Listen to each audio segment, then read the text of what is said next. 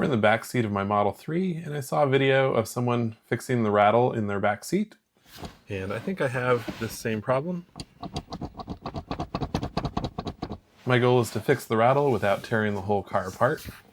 If we peel back the cushion, you can see the pin and the hole that it goes through are mismatched in size. And that black piece of plastic is the bushing that's meant to prevent the rattling. I'm going to attempt to fix this without taking the trim off the car and removing the seats. I'm hoping I can just slide this bushing back using a screwdriver. I have a ratchet strap around the seat to hold the cushion back so it's easier to work. I got the bushing to move about ½ an inch, or about the thickness of this bracket. And this seems to be about as far as that bushing wants to go.